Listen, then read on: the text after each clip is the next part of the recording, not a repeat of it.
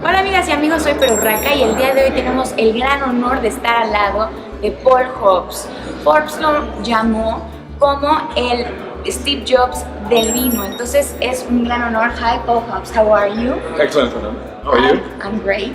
Happy to be next to you and to get the chance to talk with you a little bit about your wines, about what you're doing in Mexico.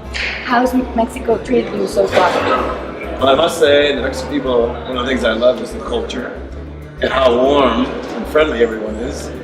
And I see a growing passion for wine, which is, there's a great interest. I think it's plenty, it's a growing interest. And so I'm making a little quick tour of Mexico again. And I've been to the Valle de Guadalupe, Nice. so I see You that like it?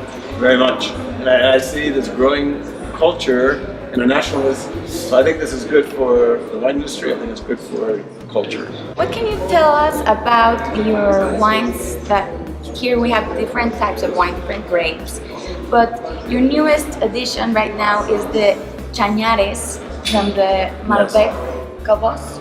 Yes. What can you tell us about it, about especially the grape that you have Sure. now been working with, Malbec? Is it your favorite grape for this type of region? Well, first of all, the grape as a varietal wine has remarkably only been made for about 25 years. Even in Argentina, it was a variety that was largely used in base blends. So we changed that. We made it into a varietal wine and launched a brand called Alamos in the US originally, but then finally we introduced it in Argentina. What makes the grape so, I think the variety, this grape variety will do very nicely with Mexican food because it crosses a wide range of cuisine. The tannins are super soft and the mouth of Malbec is very juicy, vibrant and fresh and round.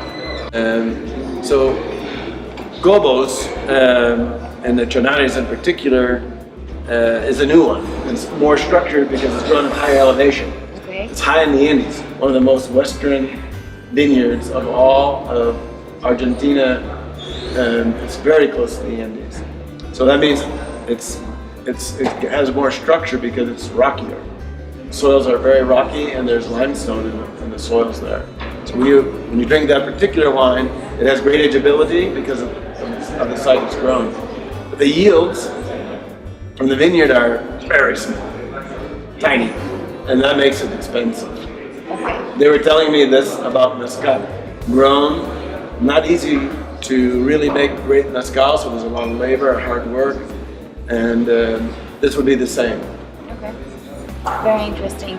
Well, that's your new addition. I think you're gonna do great because everything you do it perfectly, and you revolutionize the way people sees and tastes wine. So, congratulations on that. Thank you. I know you said before, don't ask me which one is my favorite, because it's like they're my babies. If you would say which son is your favorite, but because where are you from and how you've grown, which one would be your most proudest, Accomplishment? Yes. Well, of the 4 wines that are on the table today, it would be Chañares because it's the first vineyard that I personally owned. Great.